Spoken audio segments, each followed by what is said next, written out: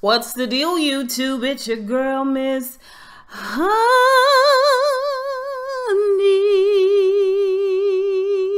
Welcome back, welcome back, welcome back, welcome back. Welcome back to the channel, everybody. It's Wednesday, and I am almost getting back into the groove of things. Coming off the holiday, this is Greenleaf. You guys already know what this is. Season 3, Episode 3. Chain of Command, baby. Chain of Command. This was a good episode. This was a good episode. Looking at all the reviews last week from other YouTubers, they kept talking about what a great job Lady Mae did. And I neglected to mention that. Lady Mae did a good job. Lynn Whitfield doing that stomp through Bishop's office last week. That was a good job, Lynn Whitfield. But I'm going to tell you right now, Rochelle is right. She is hot on your tail. She is definitely hot on your tail, baby, because she is giving us dramatic revenge, honey. Dramatic revenge. But let's talk about it. Let's get into it. We're going to talk about Charity first. Now, y'all know we always talk about Charity because Charity is usually much ado about nothing. But Charity was giving us a lot of dialogue this week. So let's talk about Charity real quick.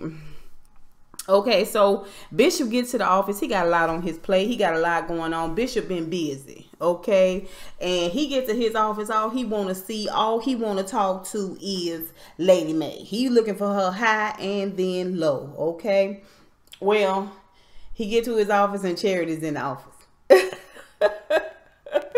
And he is like, oh, here we go with this. So goes inside and she wants to talk to him. Daddy, daddy, daddy. You know, he was like, I really don't have time right now. Daddy, listen, I think, I've been wanting to talk to you about my future. And he was like, oh, honey, you have a future already. You the lead singer. And she says, I know, Daddy, but I don't want to do that anymore. I want to preach. And he was like, oh, come on now. She said, Daddy, why don't you even listen to me? I mean, do you remember? It's been so long since I preached. I was like, ooh. Now, where I come from, you don't let in and everybody in your pulpit. But, hey, what do I know about these churches nowadays, okay? He said, I've been thinking, and the Lord gave me something last night. And he was like, okay. And she said, yeah, I've been thinking how we're all just souls and God is the heavenly choir director. And he was like, oh, here we go with this. Look, did I ever tell you about the time I was going to be a baker? And she was like, Daddy, I don't even think that is not, I don't understand why you would. Listen, exactly. I wasn't no baker. The calling of the Lord is not supposed to be a plan B. It ain't supposed to be nobody's plan B. You need to go back, regroup, refocus. Daddy, and she runs out of there, right? Okay, well, after she leave Daddy, she goes over to Kevin's house, and she's gonna pick up baby Nathan.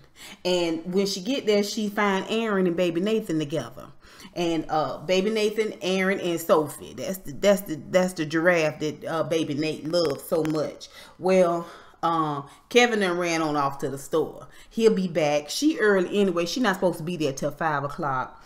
And you can tell she anxious. She really, what it is that she talked to her daddy, and then she tried to call Jabari. And then Jabari was like, look, I'm busy.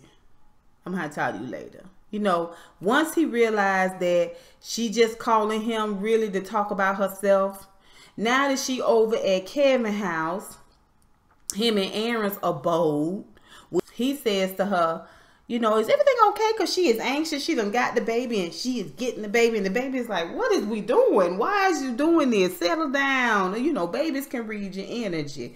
But she really came there to talk to Kevin. Because see, Kevin, her ace boon coon from way back. From way back when they was in high school. Now they separated and they got a lot of angry conversation. But deep down inside, Kevin is her best friend. And all she want to do is talk to her best friend. But here's the problem. Your best friend got a man now. Okay? You can't just run up in here and want to talk. And this is the time he was like, well, can you? She was like, let me just get my bags and stuff and go. can you just wait on Kevin? Because we wanted to talk to you about it. She said, what? Now you trying to move in? And he was like, she was like, really? She get the baby and head on off the road. She driving up the road. She crying and, you know, she's driving all fast. Come to find out, she done drove 7 hours. 7. With your baby in the car. Okay? To where Jabari is. Only to find Corinne Hawthorne singing beautifully on stage. She in there pushing a baby carriage in there to see Jabari. And Jabari see her coming. He go down to talk to her. He was like, what are you doing here? She was like, I'm here to see you. I figured I'd come see you since you was so busy. I just come to you. He said, you drove 7 hours. She was, yeah, with baby Nate in the car. She was like, yeah, you know, I'm here now and I'm ready to go back to work. Is this the girl you had me replaced with? And he said, you can't just come back. I got a contract with her. Much like the contract I had with you. But I got a contract with her. You can't just do that. She was like, I mean, well, just put me in, coach. And he's like, girl, it don't work like that. None of this works like that. You know, and she was like, well, what about me and you? He puts a hand on his chest. He was like, look, I mean, is it because of her? And he was like, no, well, why didn't you just tell me? He was like, well, I didn't know at the time. I'm trying to figure it out. And I see now the way you acting, the way you carrying on now, I see, it's not going to work between us. Like, it's a problem. And she is like, oh man, when I tell you she was mad, nobody wants me. Nobody wants me. I was like, girl, if you don't get yourself out of there. So then after she does that, she is driving baby Nate on back to home. And Kevin called. Kevin say, well, I'm sorry that I wasn't here. I wanted to tell you myself about me and Aaron moving in together. And she was like, that's fine. I got my own life. And he was like, where you at? And she was like, on tour. I was like, oh, okay. You're going to keep this going. You're going to keep this going. Now, if you had, you know, if you would spend a little bit more time involving yourself in the helping, in the doing for others, girl, you will find that you will be taken care of quite nicely. It will all be worked out. You will find that. But you going from pillar to post trying to find somebody who want to hear all your whining and crying and pipe dreams, girl. You ain't bringing nothing to the table. Nothing to the table. You are a classic spoiled child. You are a taker, Charity. A taker. Okay? Don't nobody find that shit attractive. And on top of that, don't be trying to pull on Kevin. Every time you need somebody, you want to pull on Kevin. But every time you want to mistreat somebody, Kevin's a good option too, isn't he? Got me riled up. Let's talk about Jacob for a minute. Tasha is in Jacob's office and Tasha is telling him she's finding some open and torn envelopes. Now, I don't know why she would be finding open and torn envelopes. Anybody worth they salt. If you any type of thief, you take the whole kit and caboodle. Why are you tearing envelopes up, taking money and putting it back? That don't make no sense. And then she's saying, well, putting the empty envelope back. She said, well, sometimes people change their mind and take a little extra cash out there. No, now you fill up a whole nother envelope, especially if you can't open that envelope decency. You tear it open, you got to fill out another envelope now. Everybody knows that. Like, you just know. It just don't make no sense. It was just, so he want to call a meeting. Don't get him riled up. Just tell him, I want to thank him. Get all the people in to the office and he want to have a talk with them. But first, let's talk about the fact that Jacob, Bishop go to see Jacob. And he feeling low. He feeling mighty low. He been looking for Mae high and low, high and low. He been looking for Mae. He can't find Mae. Okay, so he starts talking to Jacob and telling Jacob about how he met Mae and how bold she was. And, you know, maybe a little bit, I guess she was a woman that knew what she wanted and knew how to speak up for it and was not compromising, you know, with it. And so he made some bold decisions too. And he has decided he was going to make another bold decision. And when he tells Jacob the bold decision that he made, Jacob said, what? What did you do? And Jacob, later on when Jacob's at home with Carissa and they putting plates down for the dinner table, he telling her all about it. I mean, he is flabbergasted. He just doesn't understand what is going on with his mama and daddy. This is ridiculous. They've been married for 44 years. This is ridiculous. On when they at dinner with the kids, after they sit down, they doing roses and thorns. Tell me about the roses of your day and what was some of the thorns of your day. And then the little boy was like, oh, I did my homework. And then Zora is got an attitude. She got a real crazy attitude because all she got so far is her TV. So she want to talk about she did her homework. She been did her homework, and her thorns the fact that she can't have her computer. She want to know, can she be excused? Now, of course, Carissa is with it, but Jacob is like, look.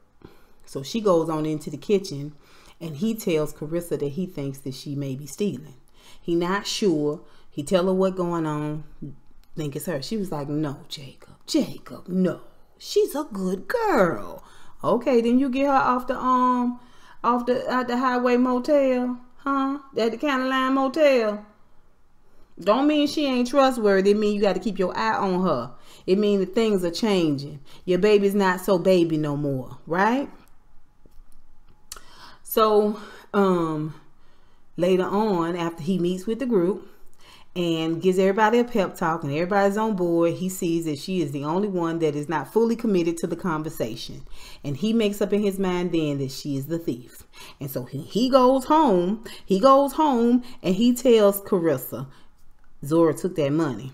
Goes to the room, knocks on the door, doom, doom, doom, doom, doom, doom, doom. Zora, doom, doom, doom, doom, doom. Zora, doom, doom, doom, doom, doom. Zora, open this door. She take her time opening it. Now, let me tell her not to lock this door. Yeah, you did tell her that, but you didn't take the door lock off. You didn't take the doorknob off. You didn't take it off the hinges. What did you expect? Huh? Everybody knows you got the door off the hinges. Everybody knows that. I'll take the doorknob off. Everybody know that. So, he go through and tear through everything. Goes in, Dad, get out of my stuff. Jacob, don't do this. And I know you got it. Where'd you put it? Where is it? Where is it? He pulling stuff out. I said, ooh, please let him find this money or he gonna look real dumb. You know what I mean? He go inside a box, and inside that box is another box, and inside that box is money. And he finds that money. Baby, I told you. How could you? And storms out. And Carissa's standing there looking at Zora like, girl, you have sealed it for yourself at this moment. I've heard a couple of people say they think Zora might be pregnant. I hope she isn't. I really hope that she is not. But, ooh, that was a lot of money. That was like abortion money. I don't know. I'm just saying. Okay, so let's move forward. Let's talk about Grace. Okay, so Grace is still kind of sour with her mama. She's trying to hold it in the road. But listen, it's not as easy for a daughter to be mad or for a child to be mad at their mama as it is for the mama to be mad at the child. For some reason, it's a lot harder to stay upset with your parent. And she is mad. She's right. She is completely justified, but her heart still goes out to her mother. Okay, and she tries to talk to her earlier on in the day. Just briefly, she forgot herself and tried to be, you know, cordial and friendly and concerned. And Lady Mae smacked her hard to the ground. You know what I'm saying? She's Lady Mae's punching bag. She's Lady Mae's welcome mat. And she tell her, if you wasn't my child, after the way you spoke to me, why would I tell you anything? If you wasn't my child, you wouldn't even be in this house. Now, that's the day I'd have packed my stuff. She'd have came home and me and my baby both would have been moved out and into a new apartment. And I'm going to tell you why. You don't threaten me. Don't threaten me. Don't rub nothing in my face. Don't do that. I don't like that. I don't like it at all. Even if you said it unconsciously, in the back of my mind, I'm always be thinking she don't want me here. Okay? It's a problem. It's a problem. I'm out. Okay. So, later on, she gets to the church, and she is accepting a check from another one of Rochelle's constituents, clients, customers, whatever. She's giving her $50,000. I wanted to give more, but Rochelle told me, well, there's always next year. So Grace kind of tries to feel her out a little bit and sees how long she's known her, how much she like her, and she says, oh, I love her and she's the best. And my other accountant wasn't great, finance person wasn't great, and she has invested lovely for me, and everybody that's her client that she knows loves her. And Grace is like, okay. After that stunt that she pulled last week, Grace is trying to tiptoe around Rochelle in a way that she don't make herself look stupid. Because see, that stunt that Rochelle pulled by trying to act like she was mad, and then like she had a second thought about it and decided to forgive Grace and let's just move forward for the cause. It made Grace feel, like, I'm going too far, but my guts is telling me that this girl ain't no good. So let's see. So when she walked the lady out, there's a reporter there to see Lady Mae, and she wants to talk about powerful, strong women that are in the church. And Lady Mae made an appointment with her for a while ago, but she ain't there. And the lady got a deadline. The reporter got a deadline, so she interviews Grace. Okay, and she said, well, what do you do? I'm in charge of outreach around here. She said, well, can I interview you? And Grace is like, well, yeah, I guess it sounds good to me. Later on, when she at dinner with Darius, she had already called him and asked him, invited him out to dinner. And when they're at dinner, he apologized for calling her a hypocrite, which she said thank you.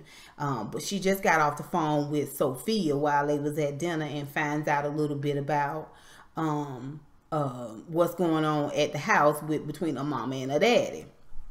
And so she keeps telling Darius there's something about Rochelle that she can't shake. Like she just she can't put her finger on it. And so he said, well, I know somebody at the precinct. I can have her investigated, have them do a background check. And she said, well, would you? Are you sure? Yeah, let's do it. So he does the background check. The next day she's there at the church. And he comes in and tell her that Rochelle is clean. She checks out. Are you sure? Yeah, she checks out. She's all Gucci. But Calvary ain't.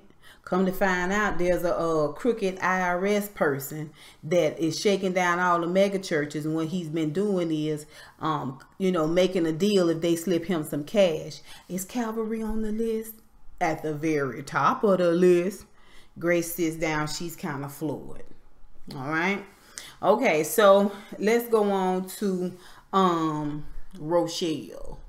Okay, Rochelle is after she done, talk with Grace and kind of hoodwinked Grace. She done butterflied in and out of Bishop's Garden. And she has low-key threatened Lady Mae. Now she is sitting at the bar with Tasha. And she's telling Tasha Skanks, and she's telling Tasha that all the plan is just coming together. This whole IRS scheme is going to be the piece de resistance, and this is all coming together. And so Tasha's like, don't you ever feel bad? And she was like, bad for what? Tasha was like, like God is watching us. God is watching us. Don't you ever feel bad like this? Like what would God say?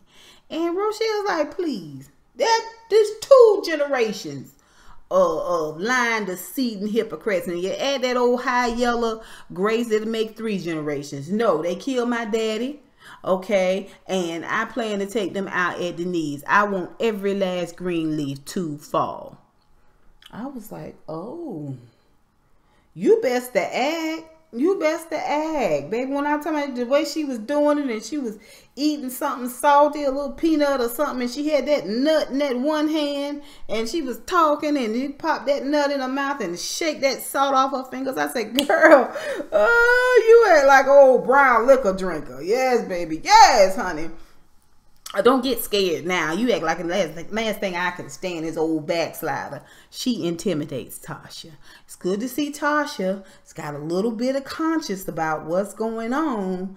But she did call her out about them diamonds and how she got Jacob wrapped around her finger. Talking about Rochelle to Tasha. So, made me think about, it really had me thinking about Darius. When she said she gonna bring every Greenleaf down, it had me thinking about Darius. Darius coming back with a clean slate. He didn't come back with a printout. He don't know where she was raised. He don't know all of that. They ain't did no investigation. It was a background check. And you finna let her know about the IRS situation. And you real cold and callous with her about her family business. And you supposed to love her. And you don't even want to take on just a modicum of the art that she got going on with her family. Like, you don't even want to help and support her through that. You kind of do. You kind of do. But at the same time, you kind of don't. Like Darius, my antenna are really... They going off on you, buddy. They going off on you. What's going on? You one of the ones that's trying to help take the Greenleafs down. I believes you is. I believes you is. I believes you is. Got my good eye on you, Darius. Let's move forward. Listen. Lady Mae is some kind of sad. She feeling bad. She feeling mighty bad. She's there that morning at breakfast, and Sophia and Grace is there, and everybody. And Grace is looking away. She's just trying to eat and act like she don't care. She not involved. She ain't used to this. She ain't used to this. Sophia notices, but she know enough not to get involved. She asked Sophia, do you want me to bring you something from that restaurant you love so much? I'm going to dinner there tonight. And Sophia was like, no, I'll be fine. And so she make dinner plans with Lady Mae. Lady Mae, won't you come have dinner with your grandmother? And, oh, I would love to do that. And she goes on about her business. I said, good job, Sophia. Good job. Last thing we needed right now was for you to try to have a Iyanla moment with your mom and your grandmama. Okay, so, in come Marisol. Marisol, you back already, girl? I thought they had laid you off. Must just had a few days off during that sadness period, huh? So here she come in with some paperwork. This was just dropped off for you.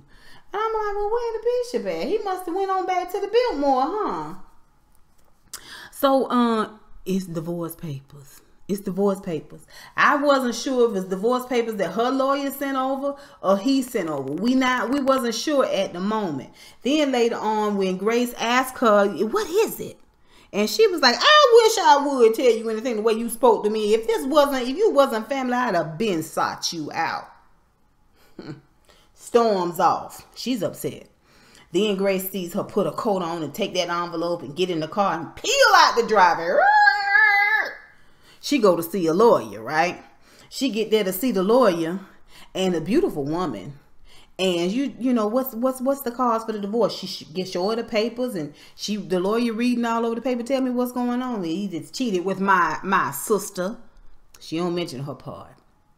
She don't mention what she did. She don't mention her past. She don't mention her crack man. She don't bring none of that up. That's not important. This is what he did. This is how he has done things. This is what is happening on his behalf. And I'm sick of it. The lady said, well, ooh, this is juicy. You say he's a pastor? Oh, this is juicy. And she was like, well, what do you, I don't know. Listen. She tells her, listen. I've helped more than one pastor. Let me just tell you how you get started. You give me a $10,000 retainer, which Lady Mae pulls out a check and writes it out. And Lady Mae wants to tell her this one thing I want to say. And she said, before you do that, let me just let you know. You're not the first lady I have helped. And I'm going to tell you, if you're looking to get what you deserve, you're not going to get it. Well, why the hell not? Well, you're never going to get back all that you put into it. The smiles, the kind words to people, sitting up for hours with people and holding their babies and sitting by their sick beds. You're never going to get those things back. There is nothing that we can do to monetize that. Okay, now she done already said she want to go full on. She want her to release the cracking on this man. I want to go hard in the paint, right? I'm just letting you know you're not going to get all that back. So you might want to think about that. And she is just like, she just playing it over in her head. Just how long she been doing this, how long they been married, how long they been side by side partners in this ministry and all of that. She leaves there and she goes down to a rhythm and blues. Oh, a hole in the wall.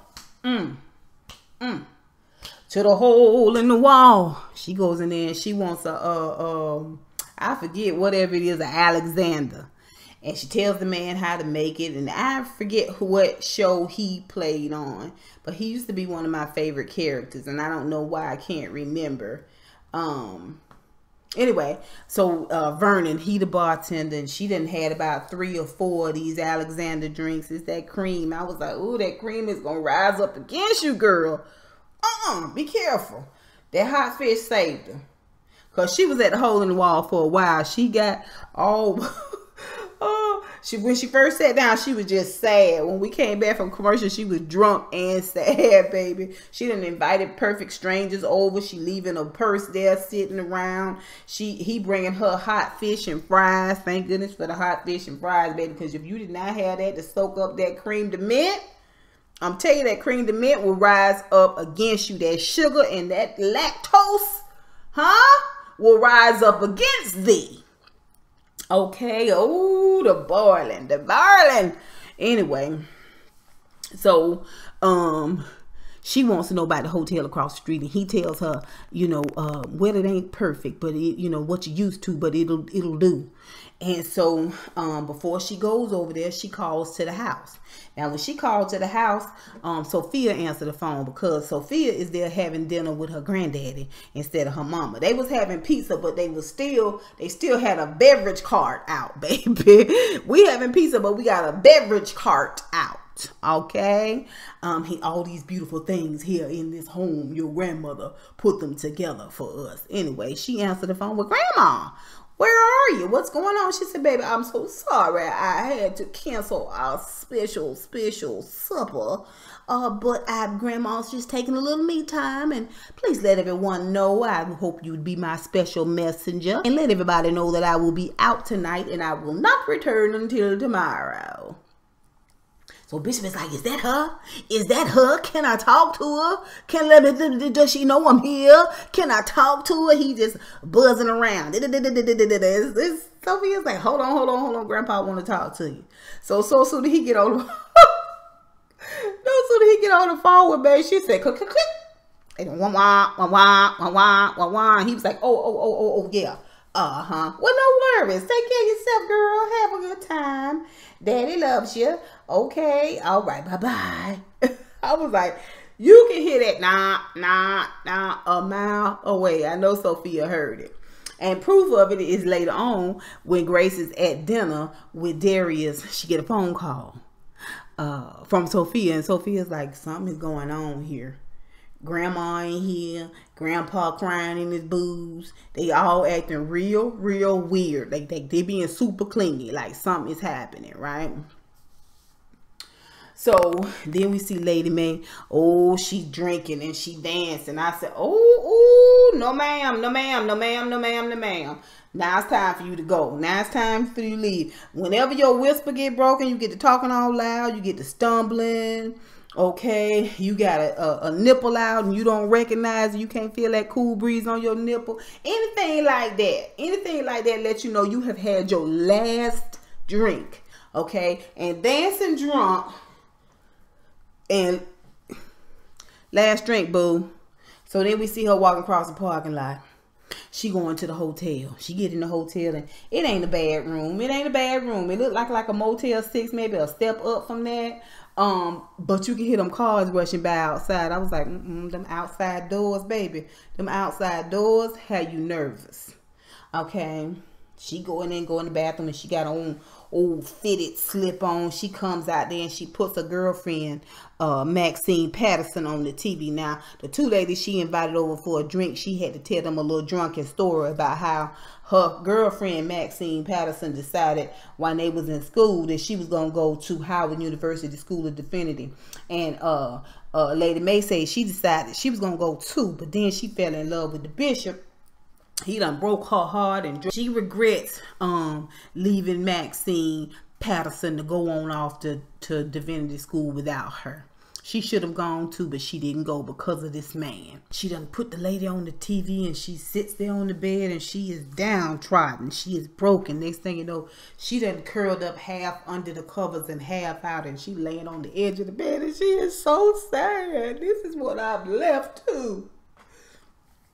Next morning, we see her come stumbling out of that hotel, baby, and she's walking like she got a purpose, like she had some thinking she needed to get done, and she feel like she done got that done, right? Later on, we see her standing outside Bishop's office, and she telling the secretary that she need to make travel arrangements. She going to Atlanta to see her old friend. Let's talk about Bishop. After Lady Mae had stormed in his office and made that proclamation about she divorcing his black ass, he decided to raise her, see her 10 and raise her 20. He sends her divorce papers. Them the papers she get it when she had breakfast in there with Grace. Okay, and all day long he been waiting for her to come storming in so that he can tell her, I only did it to show you that you're not the only one around here that can make threats. But Lady Mae never came. She made him worry all day. She didn't take his phone call. He looking for a high and low, looking for somebody to talk to about it. That's how he got over there to Jacobs. And he is upset. All he can think about is Lady Mae. So after she make her plane reservations, and she comes in to the office to talk to him, and he gets up from his desk, Mae, I'm so sorry. I'm so sorry, Mae. I didn't mean it. I'm so sorry. He wasn't like that, but he was like, he wanted to tell her first thing. Bishop did not want another minute to go by. I am so sorry. I sent you the papers. I was just calling your bluff. I was just trying to, just one up you. Like, and she was like, listen. It's okay. It's okay. It's okay.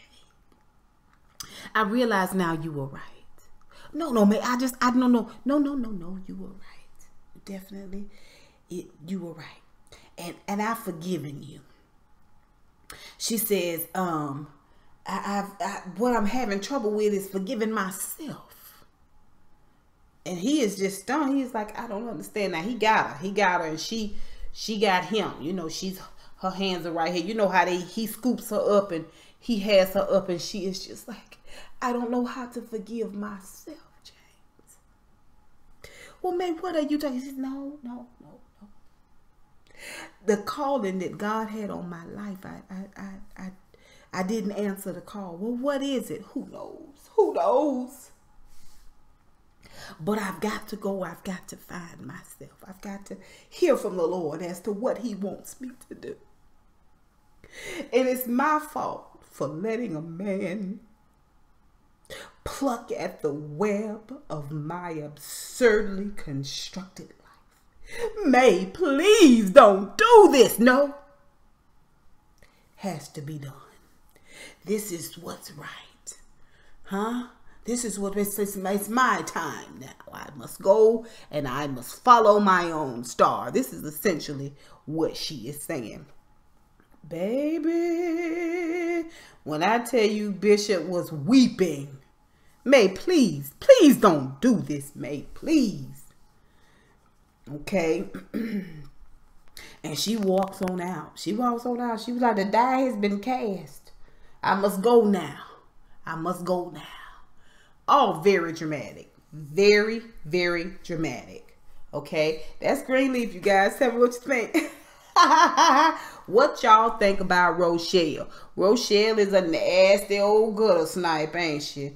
What y'all think about Darius? Y'all think Darius in on this? Huh? When are we gonna see Pastor Skanks? Because we know he coming back this season. What y'all think about Charity? She going from place to place throwing temper tantrums, and you done drug that baby all across the county line, and you's worried about leaving him with his gay daddy? Girl, bye. You are more of a risk to this baby than this baby is. What about Jabari? I don't think Jabari was messing with that lady. I think Jabari is trying to put Charity and all her antics out of his mind. What y'all think about Lady Mae and this bluesy, drunken, self-reflecting scene that she had? It was real cute, I think. What about Bishop filing these papers and Zora? Y'all tell me what you think. Put it down below. If you stuck around this long and you're new to my channel, go ahead and subscribe to this channel. We'd love to have you. Remember to give me a thumbs up, everybody, as well as comment down below. Until next time, honeybees. Mwah, mwah, mwah. Holla.